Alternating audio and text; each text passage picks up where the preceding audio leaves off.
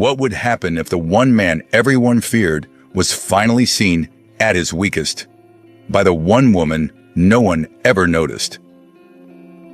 In the grand halls of Harrowmont, Duke Lucian was whispered about like a cursed cold untouchable and rumored to want nothing to do with women at all. No lady dared stand too close, no servant lingered near his door, and the entire house had learned to fear his silence more than another man's anger. But one night, a quiet maid named Elowen heard something no one was ever meant to hear. Not rage, not cruelty, but the sound of a powerful man breaking apart in the dark. And once she saw the truth behind the Duke, the world condemned neither of their lives could ever return to what they were before. Before we dive into the story, let us know where you're watching from in the comments below. Now let's begin the story.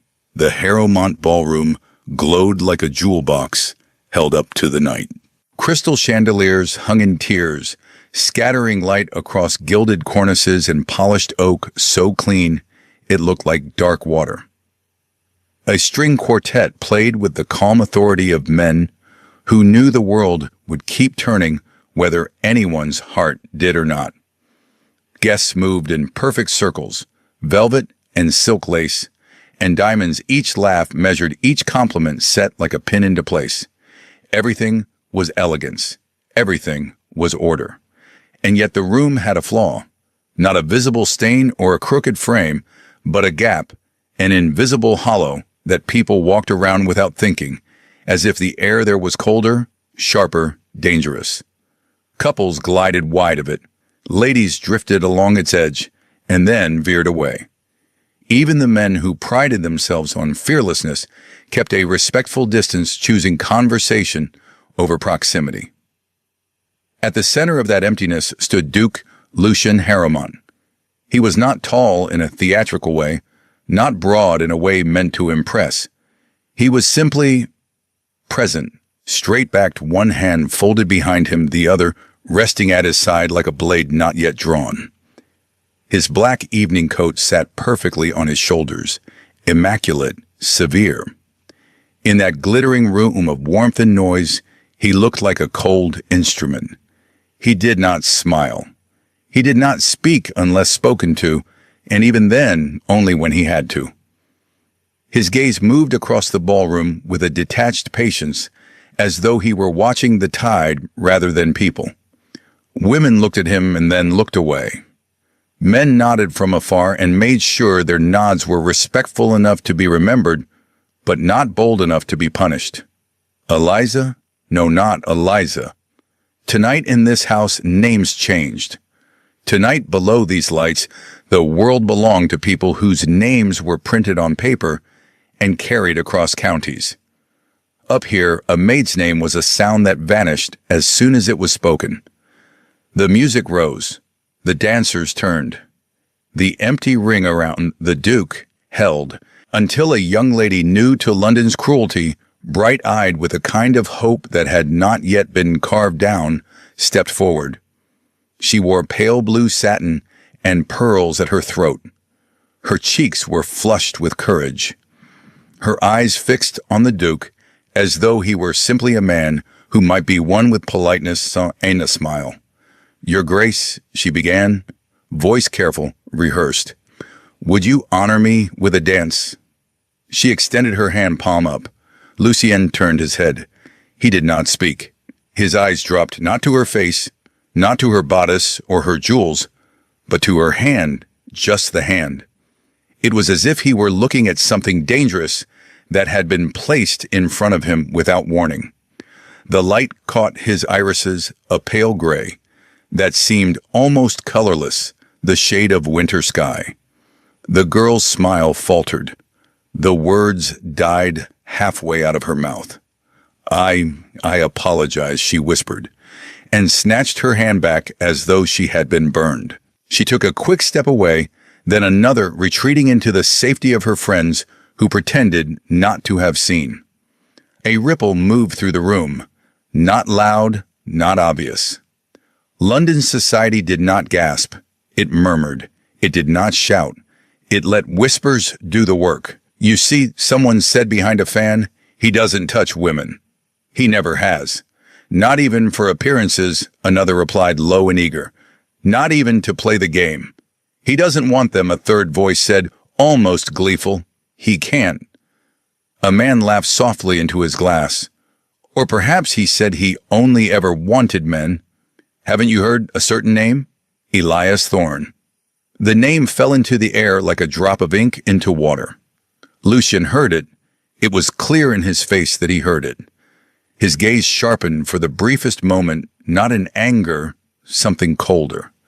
Then it smoothed again the way a lake smooths after a stone sinks. He did not deny it. He did not defend himself. He turned away from the empty ring he had created and walked out of the ballroom as though the whispers were not worth the time it took to breathe them.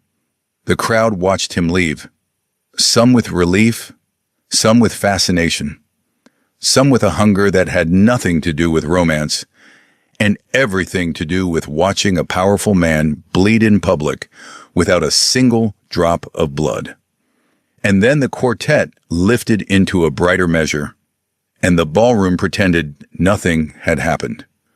Behind the ballroom, behind the velvet curtains and the laughter and the champagne, the kitchens were alive in a different way. Knives struck boards. Water sloshed. Fire hissed and breathed in the great brick ovens. The air was thick with steam and herbs, and the faint metallic scent of pots scrubbed too hard. Here the world was not built on appearances. Here it was built on timing, muscle memory, and fatigue. Elowen Vale stood in the far corner, wiping down a long table with a damp cloth. Her sleeves were rolled to her elbows. Her hair was pinned neatly practical rather than pretty. She was not the sort of girl who drew attention. In a grand house that could be safety, or it could be a sentence. Tonight, it was both. Two older maids stood near the bread rack, speaking in the half-whisper servants used when they wanted to gossip, but still feared being overheard. They say the Duke returned to the ballroom, one murmured. The other made a face. As long as he doesn't come down here. I don't want to see him. Elowen kept her eyes on the table. She did not join in. She had learned long ago that words could cling to you like smoke. Better to keep your head down, do your work, survive. The head cook, Mrs. Galloway, swept into the kitchen like a storm contained in an apron. She was a broad woman with a stern mouth and hands that could lift a pot one-handed. Everyone moved faster when she entered. Even the fire seemed to burn in fear. She stopped in front of Elowen, looking her up and down. You, she said. Elowen straightened. Yes, ma'am. What's your name? Elowen, she answered. Elowen Vale. Mrs. Galloway gave a curt nod as though filing the information away with little interest. Good. Tonight you'll clean the West Wing corridor. A scullery maid near the sink went pale. The West Wing, she blurted before she could stop herself. Mrs. Galloway's gaze snapped to her. What about it? The Duke's wing, the girl whispered as though saying the words too loudly might summon him. Mrs. Galloway looked unimpressed. And a footman who had been carrying plates suddenly found a reason to be on the opposite side of the room. Another maid quickly buried herself in a basket of linens. Mrs. Galloway's eyes returned to Elowen. No one else is free. The scullery maid tried again, weakly. I could, no, Mrs. Galloway said final as a slammed door. No one argued. In this kitchen, the head cook's decisions were law. Elowen wiped her hands on her apron and nodded once. Yes, ma'am. As she walked out, she felt eyes on her back. Not envy, not admiration. Relief. Relief that it wasn't them. The West Wing corridor felt like a different world. The air changed as soon as Elowen stepped through the threshold. The lights were fewer here. The lamps turned low so the flames barely moved.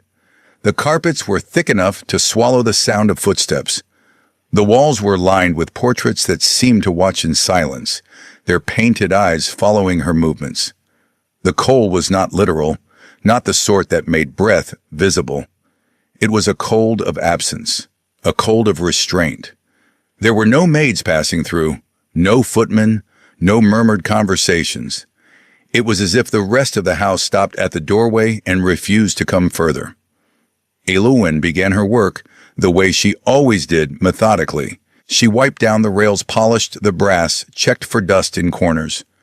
Her hands moved in steady rhythms, but her eyes observed. The Duke's door was closed.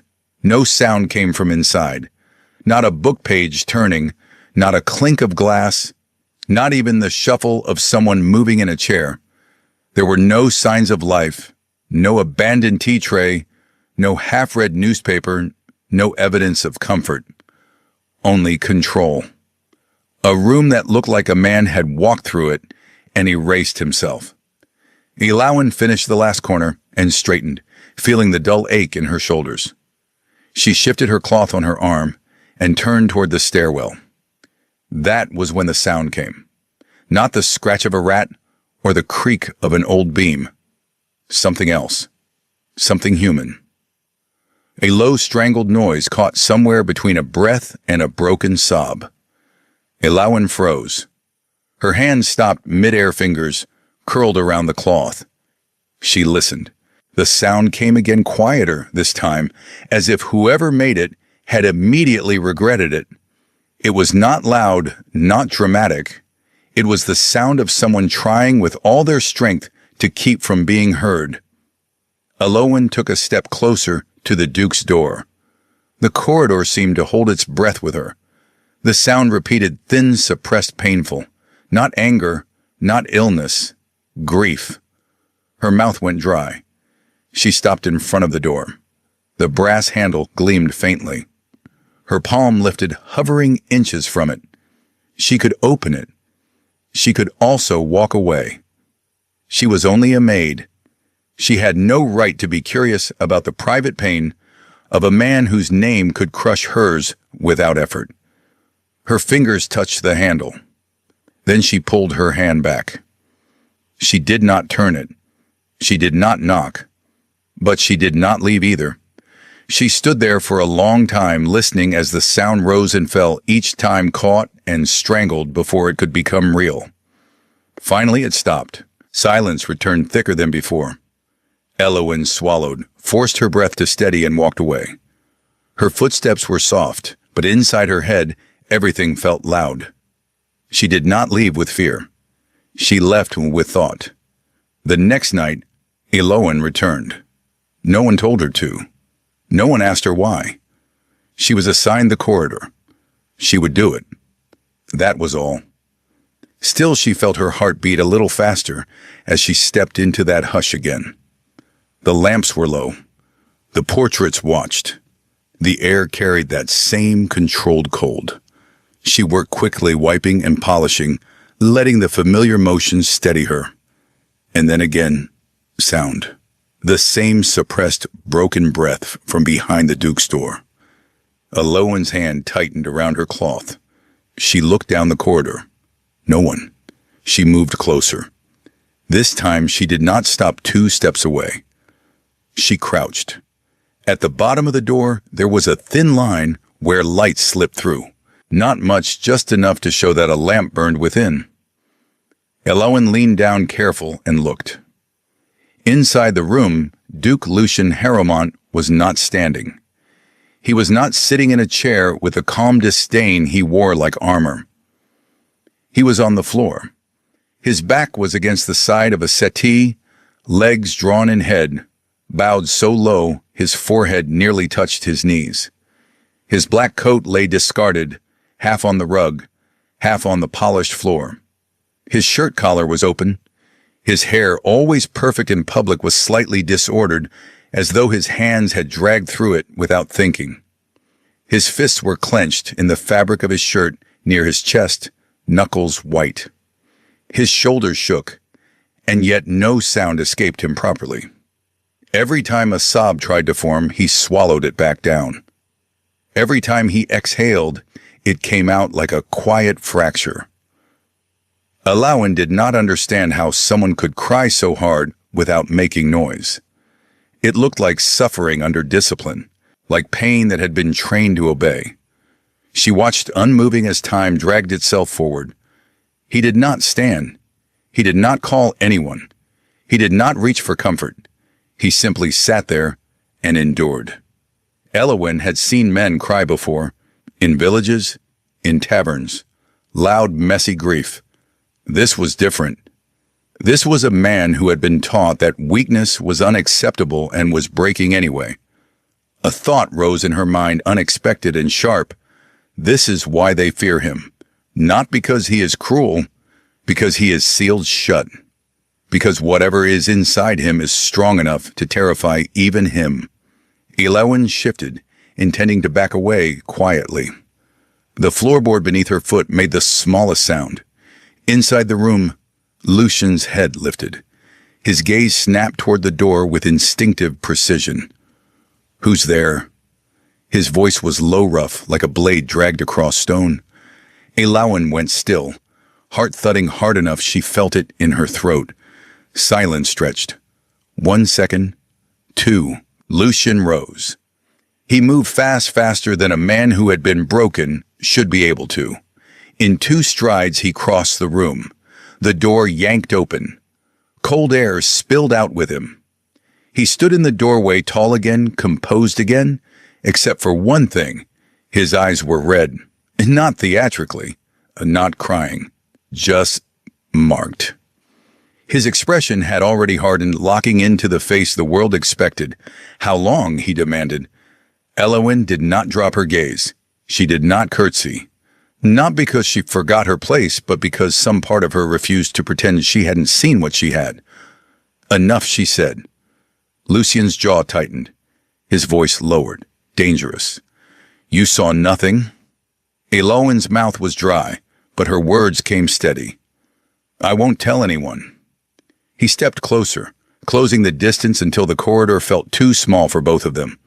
His presence pressed like weight. "You think silence makes you safe?" he asked. Elowin did not retreat. No. For the briefest moment, something flickered in his face, surprise perhaps. Then it vanished, replaced by cold. "Then leave," he said, "and never come back to this wing." Elowin nodded once. "Yes, Your Grace." She turned and walked away. Her hands did not shake, but her chest did, as though she had swallowed a storm. What do you think made the Duke cry like that all night, and what secret is he hiding beneath that cold, untouchable mask? Share your thoughts in the comments, and don't forget to subscribe before we step into the most gripping part of the story. The next morning, Elowin returned. The West Wing corridor looked the same. The portraits watched. The lamps burned low. She carried her bucket and cloth as she always did. She did not linger in the doorway. She did not stand staring at the Duke's door as though she expected it to speak to her. She simply began to work. A door opened behind her.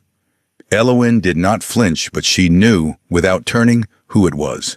The air seemed to change when Duke Lucien entered it. He stood there silent. She could feel his gaze on her like a hand, as if he waited for something, a sign of fear, a sign of pity, a sign of triumph. Anything. Elowin gave him none of it. She wiped the rail. She polished the brass. She moved as though this was only a corridor and he was only a shadow. Finally, his voice cut through the hush. "Why are you here?" Elowin did not turn. "It's my work." A long silence. Then the door shut again. No punishment, no dismissal, no threat. For the first time, he did not strike back. But when Elowin glanced at the closed door later, she felt something she hadn't expected. Not warmth, suspicion. And something else, something Lucian himself had not yet named. Days fell into a quiet pattern. Elowin returned each evening, cleaned left. Returned, cleaned, left. The corridor remained too silent. The Duke's door remained closed more often than not. The house above continued its glittering routines, dinners and teas, polite gossip. the constant maintenance of an image. But beneath that image, something had shifted. Elowen did not seek Lucien. She did not look through the door again. She did not listen with her ear pressed to wood. She simply did not leave. And that alone seemed to unsettle him. Sometimes the door would open unexpectedly while she worked. Lucien would step out, immaculate expression, blank passing, so close she could feel the cold he carried. Elowen would bow her head slightly. Your Grace.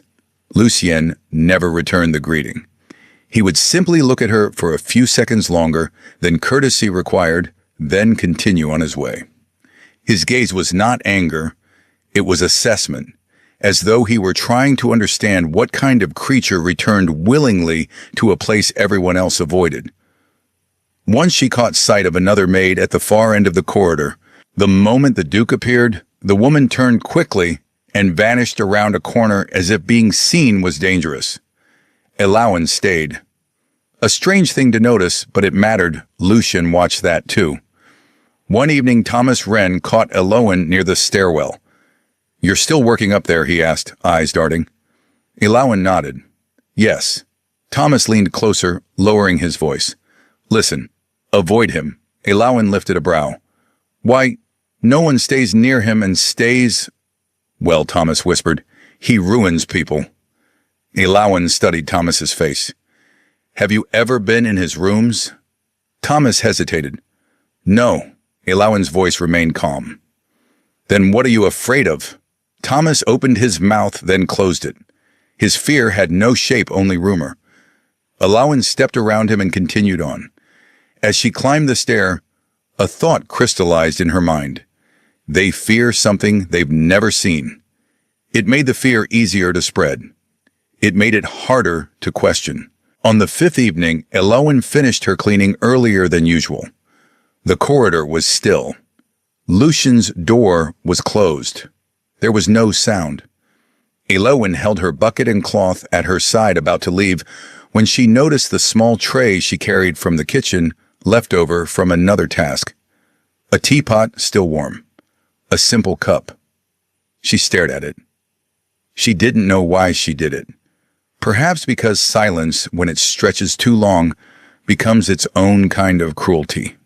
She walked to the small table beside Lucien's door. She set the tray down. No knock, no call, no announcement. Then she turned away and left.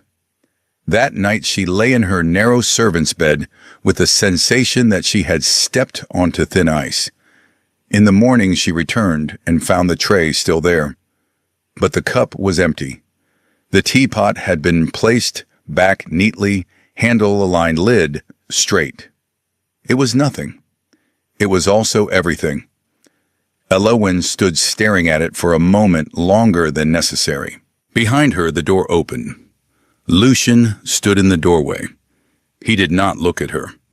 His gaze was fixed somewhere past her shoulder, as though acknowledging her directly would concede too much. His voice was even. Do not make a habit of this. Elowen lowered her eyes. Yes, Your Grace. She did not explain. She did not apologize. Lucien paused a fraction of a second, as if he expected her to say something else. She didn't. He shut the door. For the first time, there was a shape to the strange connection between them.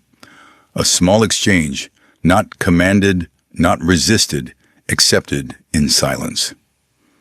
A few nights later, Elowen stood at the window, polishing the glass. Outside the estate grounds lay dark damp with mist. The world beyond Harrowmont was an indistinct blur. The house felt like a ship sealed against an ocean of rumor and judgment. Lucien stood at the far end of the corridor, half in shadow. They did not speak at first. Then he said without looking at her, You continue to return. Elowen kept her cloth moving. It's my work. There are other tasks, Lucien replied. Elowen turned, then meeting his gaze. Yes, but no one else wants this one. A long pause. And yet you do. Someone has to, Elowen said, simply. Lucien watched her longer than usual. His face remained controlled, but his eyes held something sharper, a question he did not know how to ask.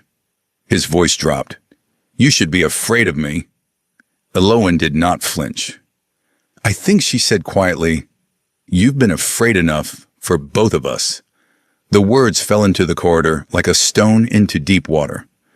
Lucian's expression did not change, but his eyes did. For a heartbeat, she saw something exposed there, something startled, as if she had touched a nerve the world avoided. He turned away without answering, but his steps were slower as he walked back toward his door. And Elowen, watching him go, felt the strange certainty that the first crack had appeared in the armor. The night Lucian finally asked her to come in was not dramatic. It did not come after a confrontation or a scandal. It came on an ordinary evening when the corridor lights were turned low and the house had settled into its sleep. Elowen was halfway through, wiping the frame of a portrait, when Lucian's door opened. He stood there not in his coat, but in a dark shirt with the collar undone. The sight was small and human. It unsettled her more than any cold stare. He did not command. He did not threaten. He simply said, "Come in." Elowen hesitated a fraction of a second. Then she set her cloth down and stepped across the threshold. The room was dim-lit by one lamp near the window. It was as ordered as the corridor outside. Books-aligned papers stacked nothing out of place. And yet it felt less like a display and more like a cage built from discipline. Lucian stood by the window looking out at nothing. "You heard them," he said. Elowen frowned. "Heard what? What they say about me?" Elowen did not answer immediately. She didn't know what response he wanted. Fear denial. Flattery. Lucien spoke again, voice quiet. "They are not entirely wrong." The words hung between them. There was someone, he continued. Elowen waited. She did not push. She had learned that some truths came only when they were ready. Lucien's jaw tightened, as though the name itself cost him. Elias Thorne. A strange stillness settled in the room. Elowen began, then stopped. She had heard the name as a rumor, as cruelty dressed in curiosity. Hearing it now spoken like this made it feel different. Real. "He was not made for this world," Lucian said. His voice did not shake, but it slowed, weighted with memory. He was kind, and that was a weakness here. Elowen's throat tightened slightly. He wasn't a nobleman. Lucian's gaze flicked to her. No. He turned back to the window. They forced him, he said, into a marriage he did not want. Elowen felt her hands curl at her sides. "And he disappeared," Lucian said flatly. Elowen whispered, "He died." Lucian's head tilted just slightly, as if the word tasted wrong. "No one called it death," he said. "Which is worse?" Elowen swallowed. "What do you mean?" Lucian's eyes lowered to the floor. For a moment he looked younger, not by age, but by vulnerability. "I thought," his voice caught, then steadied. "I thought if I let him go, if I stepped back, if I gave him distance, he would live." A long silence. "I was wrong," Lucian said, quieter now. Elowen did not move closer. She did not touch his arm. In this house, touch was a weapon people used without thinking. She would not use it. She only spoke softly, as if words could be placed down gently too. "You couldn't control that," she said. Lucian's mouth twisted into something that might have been a laugh if it hadn't been empty. "I learned that too late." Elowen watched him, and suddenly she understood something frightening. The Duke did not hate women. He feared proximity itself. He feared the expectation of intimacy, the demand of a role, the risk of someone standing close enough to be destroyed by the same forces that had taken Elias. Lucien turned from the window. His eyes were cold again, but there was a fracture beneath the cold. "That is why I keep distance," he said. He stepped toward her, one measured step. "Anyone who stands too close," his gaze sharpened, "pays for it." Alawen held her ground. Lucian continued, voice-controlled, as if he had practiced these lines in his mind for years. Women especially. They expect things I cannot give. His mouth tightened, and for a moment she heard anger not at her, but at a world that demanded shapes. And I will not destroy another life trying. Alawen's breath caught. The words were not a confession of cruelty. They were a vow of restraint. He lifted his chin slightly as though daring her to judge him. So they call me what they want, he said. Monster, unnatural, cold. A pause. It is simpler that way. Alawen stared at him. Not with pity, not with horror, with clarity. You're not the cause, she said very quietly. Not of what happened to him. Lucian's brow furrowed. Elias made his choices. So are you, Alawen replied. Every day. The room seemed to tighten. Alawen kept her voice calm, as if she were stating a fact rather than challenging a duke. But that doesn't make you a curse, she said. It doesn't make you ruin. Lucien looked at her differently then. Not as a servant, not as a threat. As a person who was speaking to him like he was real. He did not argue. He did not accept. He simply stared as though he had never considered the possibility that someone could see his pain without wanting to use it. And in that stare, something in him shifted, small, almost imperceptible, like a lock turning. The night he asked her to stay, it happened the way all the most important moments did in this house quietly. Rain brushed the window in soft, persistent taps. The corridor was dim. Alawen finished her work and saw Lucian's door slightly ajar. There was no sound, no sobs, no cracking breath, but she felt the presence inside tense as wire. Alawen stood in the corridor for a few seconds deciding. Then she pushed the door gently and stepped in.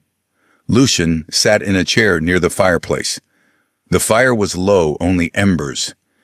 He was not crying, but his eyes were tired and his shoulders held a rigid strain as if he had been holding himself together by will alone.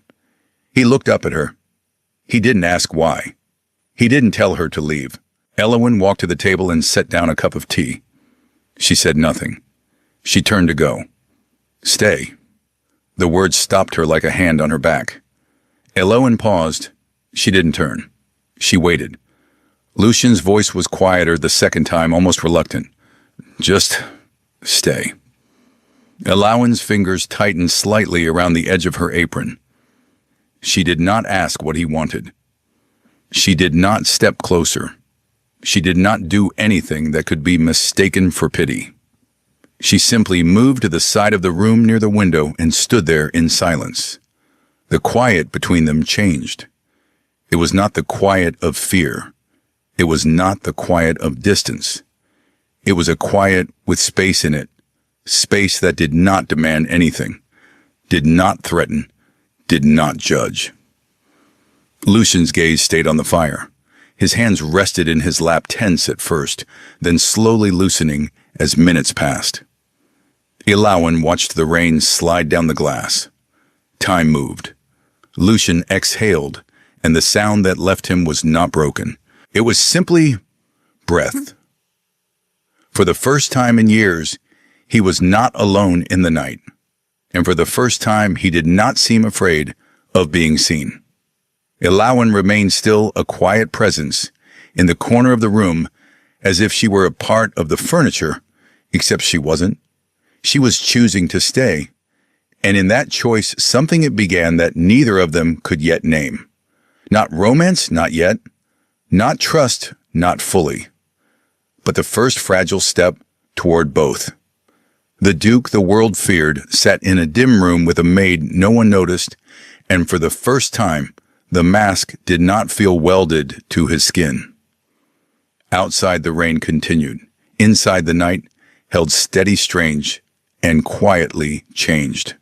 The first thing Alawen noticed was the way the house learned to whisper. Harrowmont had always been a place of quiet rules, doors closed softly, Footsteps muffled by thick carpets, servants trained to become part of the furniture. But after the night, Lucian asked her to stay. The silence changed shape. It wasn't only discipline anymore, it was caution. In the mornings when Elowen descended to the kitchens to fetch tea and return trays, people paused when she entered. Not long pauses. Nothing obvious. Just a flicker, eyes lifting and dropping, voices lowering half a degree. It was as if a new scent had entered the air and no one knew how to name it. One afternoon, Thomas Wren set a folded newspaper down on the kitchen table with a deliberate thud. He kept his voice low, but there was no hiding the edge in it. "They've started writing about him," he said. Elowen's hands were damp from rinsing herbs. She did not reach for the paper at once. She watched the way the ink-dark columns looked too bold against the pale wood. A scullery maid leaned in, reading quickly, lips moving. Then she winced and read aloud, unable to help herself, the words tasting like dirt. "The Duke of Harrowmont, unfit, unnatural, and unwilling to fulfill his duties. Id tit." A few people let out short, humorless laughs. Not because it was funny, because it was frightening how easily a printed line could become a knife. "They don't even need proof anymore," someone muttered. Thomas shrugged, as if cynicism could protect him. They never did. Elowen took the paper, then scanning without fully understanding every phrase but understanding enough. The gist was always the same. Lucian was a problem, and the world wanted problems solved. She folded it back with careful hands and returned it to the table. "Don't bring that upstairs," she said. Thomas's brows rose. "I wasn't going to. I value my breath." The kitchen returned to work, but the gossip did not die. It only learned to hide behind duties. When someone carried a tray, they carried rumors with it. When someone scrubbed a pot, they scrubbed their mouth closed around questions. Later that evening, Elowen crossed the servants' corridor with linens tucked in her arms. Two ladies of the house visiting cousins perhaps passed on the other side of a doorway, unaware she stood in shadow. "I heard he cannot marry," one said too brightly. "Not cannot," the other corrected, voice sharp with a practiced cruelty. "He refuses, because he doesn't want women." There was a small laugh. It had no warmth in it. Elowen waited until their footsteps faded. Then she continued on, face composed, as if she had heard nothing. But inside something tightened. It wasn't just gossip anymore. It wasn't a few bored ladies shaping a story for entertainment. It was coordinated. It was louder. It was moving like a tide, not like a breeze. Upstairs near the formal library, Elowen caught another fragment. Lucian walked down the corridor in a dark coat posture, immaculate. He had that same distant calm he wore in public, the one that made people step aside without realizing they were doing it. A cluster of noblemen stood near the doorway, speaking with the confidence of men used to being listened to. When Lucian approached, they fell quiet briefly. Then one of them, emboldened by something new, spoke loudly enough for Lucian to hear. "A duke who cannot produce an heir is not much of a duke." Lucian did not stop. He did not turn. He passed them as if the words were nothing. But his footsteps grew heavier. For the briefest beat, one subtle shift that only someone looking for it would catch. Elowen caught it. And that was what chilled her. Before they feared him. Even their cruelty stayed careful. Now they were daring him. Testing how far they could push before his teeth showed. It meant they had decided the armor would crack, or that they had help. That afternoon the help arrived.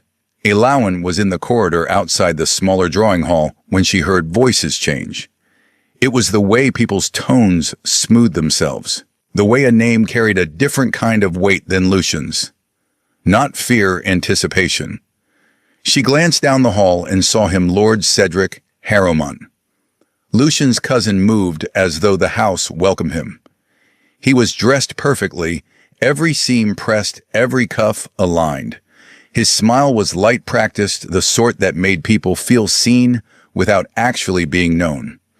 His voice carried a soft warmth that made those around him lean in. He approached Lucien with the ease of family. "Cousin." Lucien, standing by a bookcase with a glass of water in hand, did not turn immediately. When he did, his face remained unreadable. "Cedric." Cedric's gaze drifted around the room as if taking inventory. "Your house feels quieter than usual." "It suits me," Lucien said. Cedric smiled, almost approving. "Silence is useful." He paused, letting the word hang like a compliment. "But not when people begin speaking for you." Lucien's eyes narrowed a fraction. Cedric lowered his voice, stepping closer, intimacy disguised as concern. "They're talking about you everywhere." "They always have," Lucien replied. "Not like this," Cedric said gently. "They're not afraid anymore." Lucien's gaze sharpened. In the space of a breath, the air between them turned colder. Cedric did not flinch. He held his smile in place, the way a man holds a sword without showing strain. "Reputation is a fragile thing, Lucien," he said, "especially when one does not follow expectations." He didn't ask what the expectations were. He didn't probe. He didn't pretend ignorance. He spoke as if he already knew exactly what the world was accusing Lucien of. Alaoin's stomach tightened. She stood farther down the corridor out of sight, but she could see Lucien's jaw lock. "Say what you came to say," Lucien said.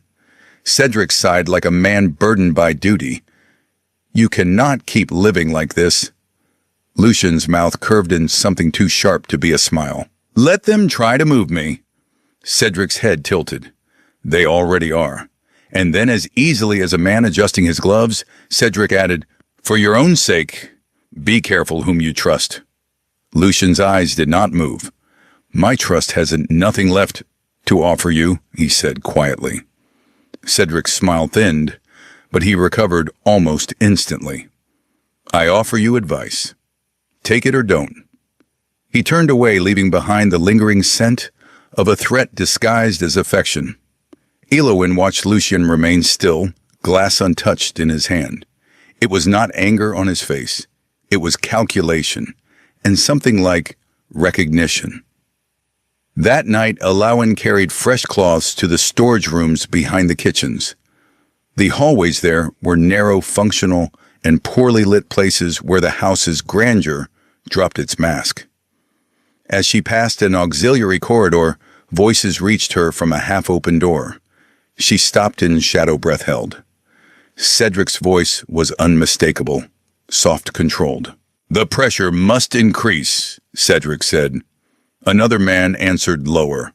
"The council will not move you without certainty." Cedric let out a faint laugh as though certainty was a simple thing to manufacture. "Then give them certainty." A pause. "Remind them what he is." Then with a slight change in tone like a knife turning, Cedric added, "Or what they believe he is," the other man asked, "and if he refuses to marry." Cedric's response came without hesitation. "Then he proves our point. No heir, no alliance, no stability," he said, listing the words like a ledger. "A liability." His voice dropped, almost pleasant. "And liabilities are removed." Alaoin felt her fingers tighten around the cloth bundle until it bit into her palm. She did not move. She did not breathe loudly. She listened as if her life depended on it. The other man cleared his throat. And the past, Cedric's pause was longer this time, as though savoring it. "If necessary, we use it." Then the name so casually cruel slipped into the air again. Elias Thorne was unfortunate. Unfortunate. As if a human being's disappearance could be described like a weather event. Alaoin stepped back, silently retreating before anyone could sense her. Her heart hammered hard enough to make her ears ring. This wasn't gossip. This wasn't society's idle cruelty. This was a plan. And Cedric was the kind of man who would smile while he executed it. 2 days later, the plan showed its face. A formal summons arrived for Duke Lucien Haramont. It came with seals and language that pretended to be respectful while holding a blade behind its back. Elowen saw Alden Rowe, the head steward, deliver it with hands that were too still. Lucien read it once, then folded it with precise care, where Elowen asked before she could stop herself. Lucien looked at her. For a moment his eyes softened just a fraction, as if he regretted that she had to know any of this. "The council," he said. The family Alden added voice low. "They've called an assembly." Elowen felt the ground shift under her feet. The council was not a casual gathering. It was a cage. It was where reputations were decided and fates quietly assigned. Lucien stood straighter. "Then we go." Alden hesitated. "Your Grace," Lucien's voice cut clean through any resistance. "If they want to corner me, they will not do it without my face in the room." The council chamber was long and cold, built for the comfort of authority rather than the comfort of people. A dark table stretched beneath high windows. The air smelled of old wood and ink. Men sat in heavy chairs, dressed in black and gray, their expressions worn with the confidence of those who believed the world belonged to them by design. Cedric was there, seated slightly behind the main line of council members, as if he were both family and advisor, both innocent and essential. As Lucien entered, conversation stopped. Eyes turned, some with irritation, some with satisfaction, some with a hunger to witness humiliation. One councilman rose, clearing his throat in an exaggerated gesture of propriety. "Your Grace." He began, "The matter is simple." Lucien did not sit. He remained standing, hands at his sides, presence unyielding. "You must marry," the man said. A murmur followed. The words were not a suggestion. They were a verdict dressed as advice. "The House of Haramont requires an heir," another added. Lucien's reply was immediate and flat. "No." The murmur sharpened. A third councilman leaned forward, voice tightening. "Then you leave us no choice." Lucien's eyes were calm, but there was steel in them. "On what grounds?" "Instability," the man said. "Public concern." Cedric spoke then, his voice a soothing balm that carried poison. "We are only trying to protect the family." Lucien turned his gaze to Cedric. He said nothing. The silence itself was a weapon. The meeting ended not with resolution, but with pressure piling heavier. No agreement, no compromise, only the implication that their next move would be harsher. When Lucien walked out, no one accompanied him. Not a single hand reached for his shoulder. Not a single voice offered loyalty. The corridor outside the council chamber felt longer than it should have. Elowen, waiting at the far end as quietly as possible, saw Lucien's face as he approached. He wore the same control he always wore, but something in him looked drained, not defeated, but scraped raw. That night the West Wing corridor was silent. Elowen stood outside Lucien's door. There were no sobs, no sounds, no breaks in the quiet, but she knew. She knew because the silence was too thick, too deliberate. She did not press her ear to the wood. She did not look through the crack. She did not trespass on his private ruin again. She simply stood there. Inside the room, Lucien stood at his desk, hands planted on the surface. His shoulders were rigid. His jaw clenched, hard enough to ache. He drew in a breath, held it, released it. Then once he struck the desk with the heel of his hand. A single sharp sound, and then nothing. No voice, no shout, no release. It was worse than crying. It was a man forcing grief to stay trapped in his bones. Elowen slid down the wall and sat on the corridor, step back against the cold plaster. She didn't knock. She didn't call out. She didn't say the words people said when they wanted to comfort without understanding. She just stayed. Minutes passed, an hour perhaps. Time blurred. Finally, the door opened. Lucian stood there in the shadow eyes, dark face still controlled. He looked at Elowen as if he had expected her, even if he hadn't wanted to. "You're still here," he said. Elowen lifted her gaze. "Yes, Your Grace." His voice roughened slightly. Why Elowen's answer came after a beat, not dramatic, not poetic. "Because I'm not finished with my work." Lucian stared at her. Then he turned away from the doorway, leaving it open. He did not tell her to enter. He did not tell her to leave. But he did not close the door on her either. It was a small change, small but irreversible.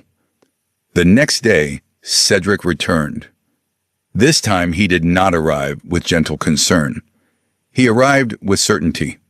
Lucian met him in the study, where the windows faced the gardens and the walls were lined with family history.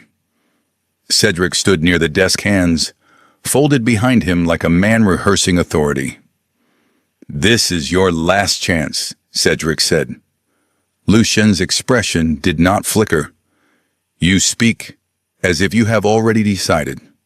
Cedric smiled. "I have."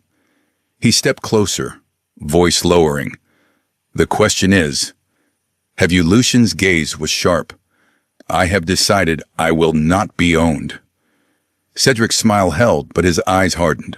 "There are rumors about your maid," he said, the word maid shaped like an insult. Lucian's posture changed barely, a slight shift like a sword being raised.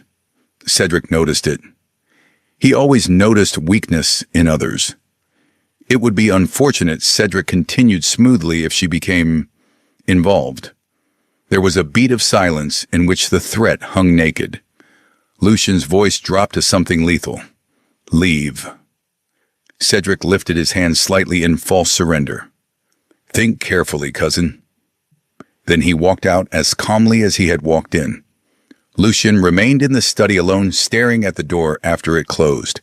The room smelled suddenly too old, too full of ghosts.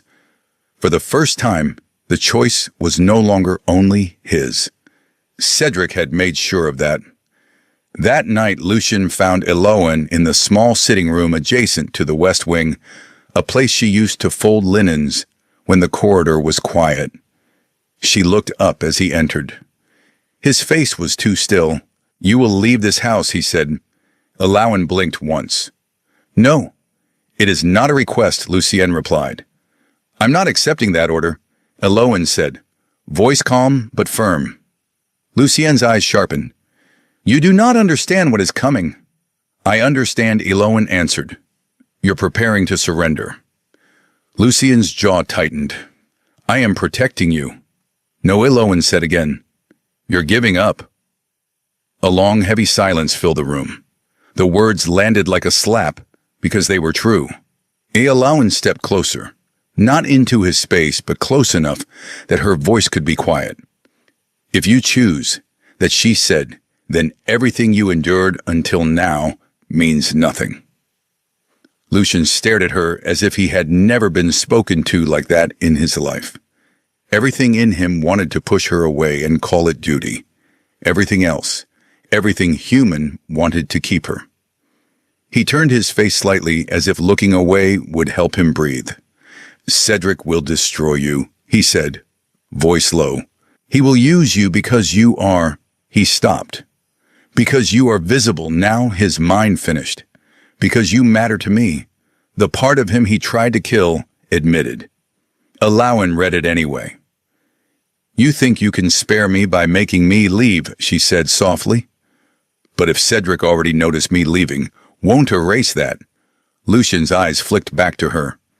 "And if you send me away," Elowen continued, "you'll lose the only person who has stood where the rest of your world refuses to stand."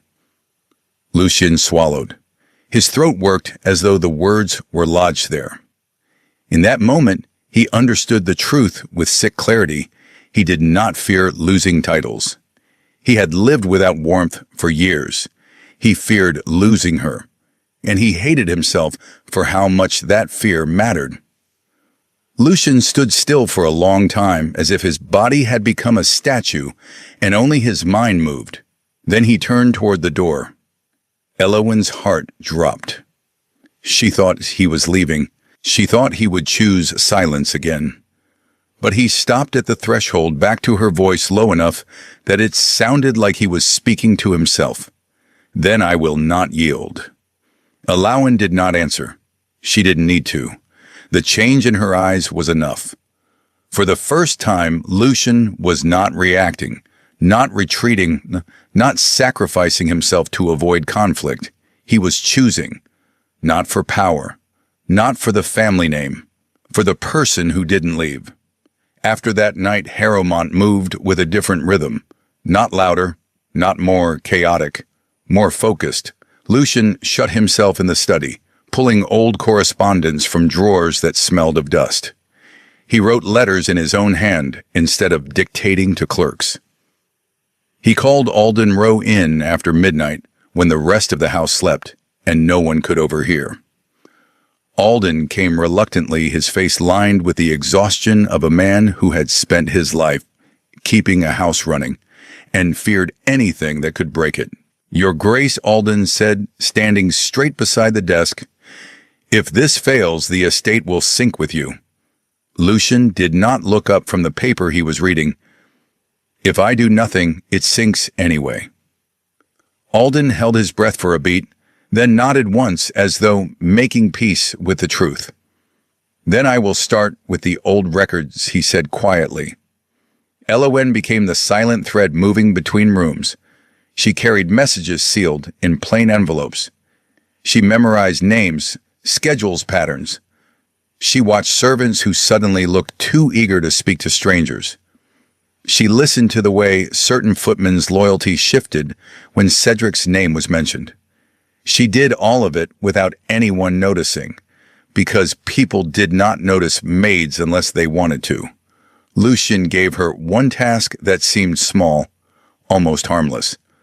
"Go to St. Bartholomew," he said one morning, voice low. "Ask for Father Benedict Hale." Elowen's brows rose. "A priest, he knew," Elias, Lucian said. The name still tightened his mouth, but he did not flinch from it anymore. Elowen nodded. "I'll go." St. Bartholomew sat on the edge of the city, surrounded by narrow streets that smelled of rain and coal smoke. The church itself was cold stone, heavy with age. Candles burned in alcoves, their flames trembling as if afraid of the air. Father Benedict Hale was an older man with tired eyes and a posture that suggested he had carried too many confessions. When Elowen said Lucian's name, the priest paused mid-motion. When she said Elias Thorne, his hand stopped completely. So Father Benedict murmured, "The Duke has finally decided not to be silent." Elowen didn't play polite. "If you know something, this is the moment to speak." The priest studied her, a maid standing in a church, with the steadiness of someone who had already chosen her side. Then he disappeared into the back room and returned with a small wooden box bound in dark cord. Inside was a letter yellowed at the edges and a bundle of notes written in the priest's careful hand. Elowen's heart tightened as she read the first lines. The letter was in Elias's handwriting, soft, precise, intimate. There was no melodrama, no grand farewell, only fear, only love, and one name repeated like a shadow, Cedric Harrowmont. The priest's voice was slow. "Cedric came to Elias the night before he vanished," he said. "He said if Elias did not disappear, Lucian would be ruined. Not merely disgraced, ruined." Elowen's fingers tightened around the paper. "And Elias?" "He left," Father Benedict said. "He thought he was saving Lucian." The priest's gaze dropped. He was frightened. He looked like a man walking toward a cliff, knowing there was no other path. Elowen swallowed. "Did Cedric?" "I do not know where Elias died," Father Benedict said softly. "But I know he left under Cedric's pressure, and Cedric was the last man to push him into the dark." Elowen returned to Harrowmont with the box pressed to her chest, as though she could protect what it contained with her body. Lucien took the letter with hands that did not shake. He read it once, then again. Then he set it down very slowly. His voice, when it came, was barely audible. He didn't use Elias's disappearance, Lucien said. His eyes lifted cold, clear, older than they had been in the ballroom. He created it. The council met again a week later, this time in a grander hall, one built for spectacle. High windows, dark wood table, chairs packed with men who had come to see Lucien cornered. Lawyers and advisors hovering like flies. A few journalists invited indirectly to witness events because truth in London was often whatever was printed first. Cedric arrived early, composed and smiling. He greeted everyone with the ease of a man who already owned the outcome. Elewin stood outside the hall with a box and papers wrapped in plain cloth heart, hammering hands steady. Lucien had told her to wait for his signal. Inside, voices rose like a slow storm.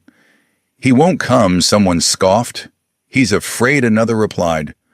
"A man like that cannot lead a house like Harrowmont." A third said louder. Cedric did not stop them. He let the word spread. Let the certainty build. The chairman rose. Given the continued absence of Duke Lucien Harrowmont, the doors opened. Every sound cut off, as if someone had sliced the air. Lucien stepped into the hall dressed in black. He did not rush. He did not swagger. He walked with the steadiness of a man who had already stood in worse places than this. His face was pale, but not weak. He looked like someone who had finally decided he would not beg for his own existence. Cedric turned, and his smile stiffened for the first time. Lucien walked to the center of the room and stopped. The chairman cleared his throat. "Your Grace, we are discussing the duties you have repeatedly refused." Lucien's gaze swept the hall, slow and deliberate. "I know what you are discussing," he said. "I also know why." A councilman leaned forward sharply, then answered plainly. "Will you marry to preserve your title and estate?"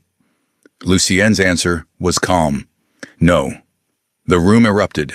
Madness, self-destruction, unacceptable. Cedric stood at the perfect moment as though reluctantly stepping into the role of mediator. "Lucien," he said, voice smooth, "don't turn this into a tragedy. No one wishes to shame you." Lucien turned toward him. "Since when do you care whether I am shamed?" The hall went quiet for a beat. Cedric's smile returned, thinner now. "I care about the Harrowmont name." Lucien's voice was colder than the wood around them. "No, you care about wearing it." A hiss of whispers spread. Cedric's eyes flashed, then steadied. Lucien did not let the hall steer him. He spoke to what everyone pretended was not at the center. "You want me to deny my past so you can be comfortable," he said, voice clear. "I will not do that." An older nobleman barked, "So you admit it." Lucien looked at him without flinching. "I admit that you have never cared about truth," he said. "You only need something to fear. Then you call it whatever name is easiest to remember." It was the first time Lucien did not hide behind silence. It was the first time he refused to be defined by the whispering mouths around him. Cedric rose fully now, stepping out from behind the table. "You are unworthy," he said, voice still soft but sharpened. "Unworthy of the title, unworthy of the estate, unworthy of the family's trust."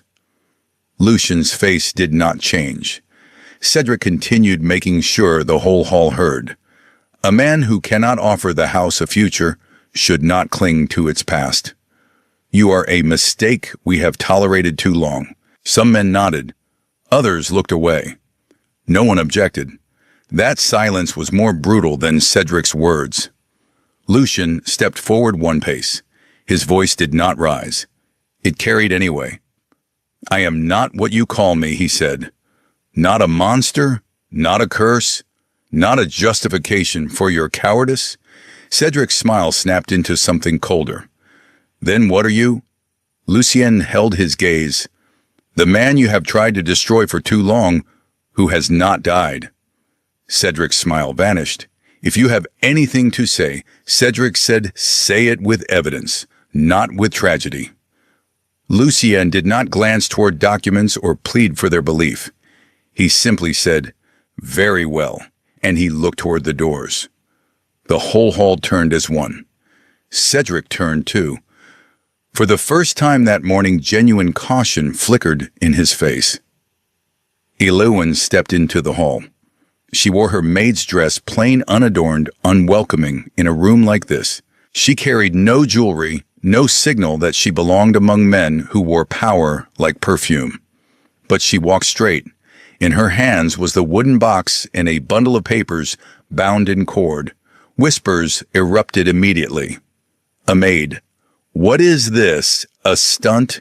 Cedric's voice cut across them with a calm sneer. "You intend to let a servant speak for you," Elowen answered before Lucien could. "No," she said. "I came to bring what you hid." The room fell still in shock, not because of her words, but because she had dared to address Cedric without trembling. Elowen set the box down on the table at the center. Her fingers did not shake. She opened it and pulled out the letter. The chairman accepted it, frowning. He began to read, then slowed, his expression changing. Elowen spoke clearly, each word placed carefully. "This is a letter Elias Thorne wrote before he disappeared," she said. "He states he was forced to leave after being threatened." Cedric let out a dry laugh. "A letter with no recipient and no witness is meaningless."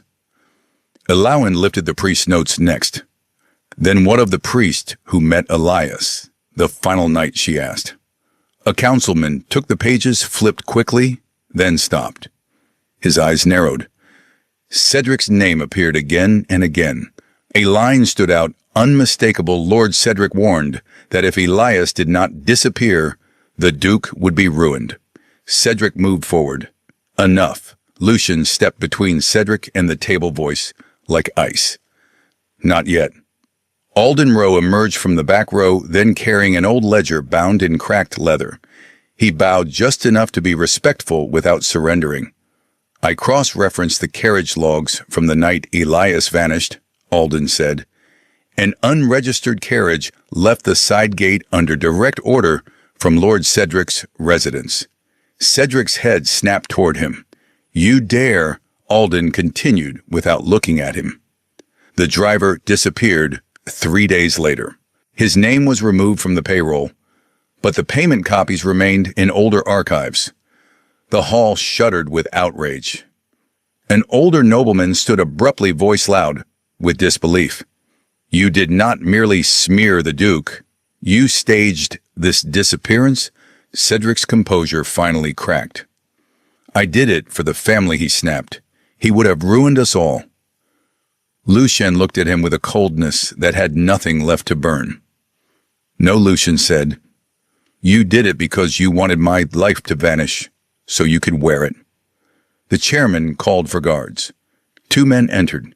Cedric took a step back, eyes darting, searching for a path out through words, but no one offered him one. When the guards seized his arms, Cedric leaned forward, eyes locked on Lucien. "You think you've won," he hissed. Lucien's voice stayed steady. "No. I think you no longer get to call other people's pain order." Cedric was dragged from the hall amid an awful silence. No cheers, no laughter, no dramatic applause, just the sound of his boots scraping wood as he was taken away. And that silence was the clearest verdict of all. After Cedric was gone, the hall did not explode into celebration. It sank into a different kind of quiet one that felt dangerous because it required people to see themselves. Lucien remained standing at the center of the room. He did not hurry out. He did not collapse. He did not look relieved. He turned his gaze over the faces gathered there, men who had whispered, men who had watched, men who had been silent when he was being pushed toward ruin. Then he spoke. "You feared me, Lucien. said voice calm, because you never saw me. He let the words hang a moment. You feared an easy rumor more than a difficult truth, he continued. You called me unnatural cold, unworthy, because I did not live in a shape that made you comfortable. No one interrupted. No one dared. Lucian turned to Elowen. She stood beside the table, hand resting near the box, as if it still weighed more than it should. Her face was composed, but her eyes held the faint brightness of someone who had stepped into a fire and survived. Lucien walked to her and stopped. Then in front of everyone, he took her hand. It was not impulsive, not performative, not romantic in the shallow sense.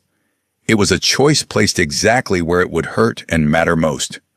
Lucian looked at the room again. She saw, he said. She saw what you refused to see. Not the name you gave me, the person you tried to bury beneath it. Elowen did not pull away. She did not tremble. She squeezed his hand back, small, steady. A woman in the crowd found her voice sharp with scandal. You intend to place a maid beside you after all this? Lucien's gaze met hers without mercy. I intend, he said, to stand beside the only person who did not leave when all of you did. The story escaped the hall faster than anyone could contain it. Within hours, London had a new obsession: Cedric's downfall, Elias's disappearance, the Duke who refused to apologize for his own existence, and the maid who walked into a council chamber and made noblemen go silent. Half the city was furious. They demanded Lucian show contrition, demanded he become acceptable. The other half quietly, privately, or with surprising boldness, began to look at him differently. Back at Harrowmont, the atmosphere shifted again. Some servants bowed deeper to Elowen, now eyes bright with awe or gratitude, as if she had done something impossible on behalf of all the invisible people in the house. Others avoided her gaze, as though proximity might stain them with her sudden importance. A few whispered behind her back that she had climbed too high. Elowen heard them. She did not stop walking. She still went to the kitchens when she needed to, still folded linens, still said thank you when someone passed her bread, still held her own hands steady when the world around her looked eager to shake her apart. One morning, Mrs. Galloway watched Elowen chopping thyme, the knife moving clean and confident. You don't have to come down here anymore, the head cook said at last. Elowen didn't stop chopping. I know. Mrs. Galloway's eyes narrowed. Then why do you? Elowen's voice was calm. Because I want to remember who I am. Mrs. Galloway huffed almost a laugh, almost approval. Good, she said. At least now this kitchen has someone who still remembers how to hold a knife properly. Elowen's mouth quirked faintly. I learned from you. Mrs. Galloway pretended not to hear that, but her shoulders softened a fraction. Lucian watched these small moments from farther away than anyone expected. He did not demand Elowen become a different woman. He did not dress her up as a symbol. He simply began to clear a path so she would not have to bend herself to survive his world. When the scandal cooled just enough for society to grow bored and search for its next spectacle, Lucian spoke to Elowen one evening in the small study overlooking the eastern garden. The light outside was fading. The trees were bare with winter coming. The room smelled faintly of paper and old leather. Elowen stood by the shelves, fingers tracing the spine of a book she could not afford to read in another life. Lucian watched her for a moment, then asked quietly, What kind of wedding do you want? Elowen froze. She turned slowly. Are you asking seriously? Lucian's gaze did not waver. I have lived too long surrounded by arrangements, he said. This time I want to hear what you want. Elowen's throat tightened. She had imagined many endings in her mind, none of them included being asked what she wanted. I don't want a cathedral, she said after a moment. I don't want a room full of people watching for my mistakes. Lucian exhaled, almost relieved. Neither do I. Elewin's eyes softened. I want something small. A country church, she added, surprising herself with the clarity of it. Somewhere with stone walls and plain wood. Somewhere people come because they mean it, not because they want to be seen. Lucian nodded once. Then that is what we will do. The wedding took place on a pale morning when the sun felt distant but present. A small church sat near the boundary of Harrowmont land, its stone walls a light gray, its windows simple. Grass outside still held morning dew. The air smelled clean, as if the world had been washed. There were no long lines of aristocrats, no glittering crowd, no hungry reporters.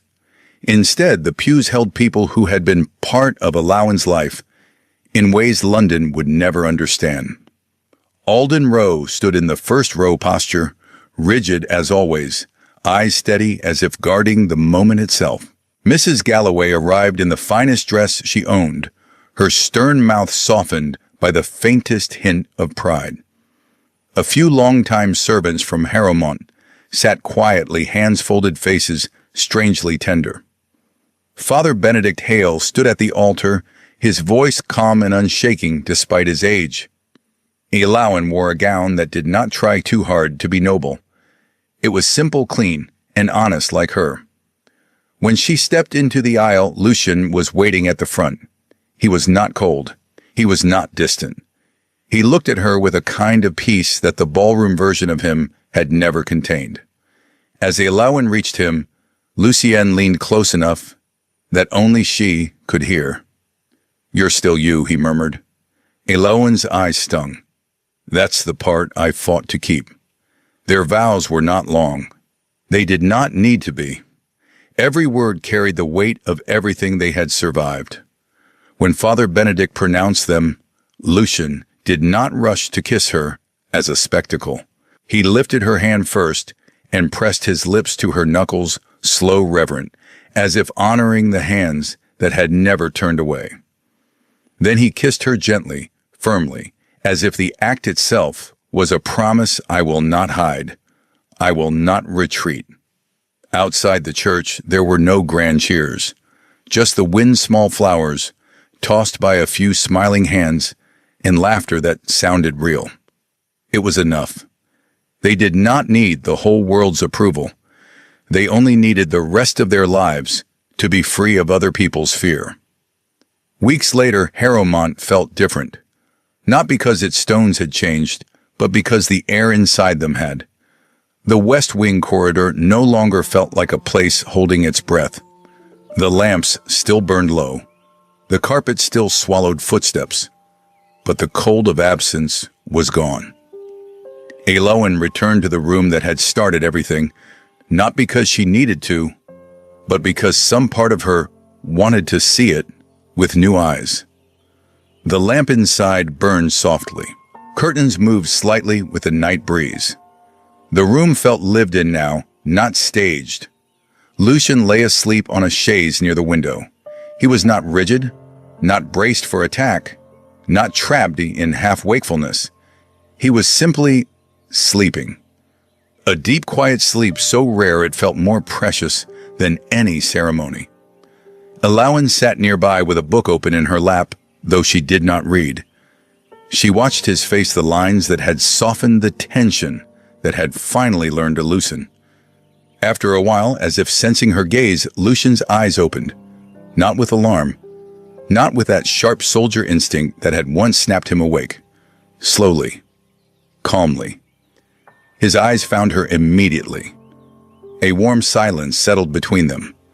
Lucian's voice was rough with sleep when he spoke. That night, he said softly, "You didn't leave." Elewin closed the book and met his gaze. "Neither did you." Lucian's hand reached out, palm open.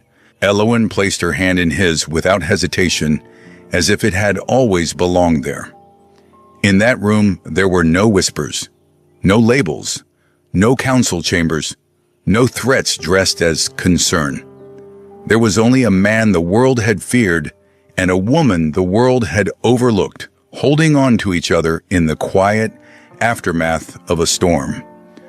Lucian's thumb moved lightly over her knuckles, a small grounding gesture. "I thought power was what kept you safe," he murmured. Alawan's voice was soft, and now Lucien looked at her with a certainty that was not arrogance but release. "Now I know it was a never power," he said. "It was someone staying." Alawan's throat tightened. She squeezed his hand. Outside, the estate settled into night. Inside, the room remained steady, no longer a cage, no longer a place of silent breaking. Just peace. Just warmth.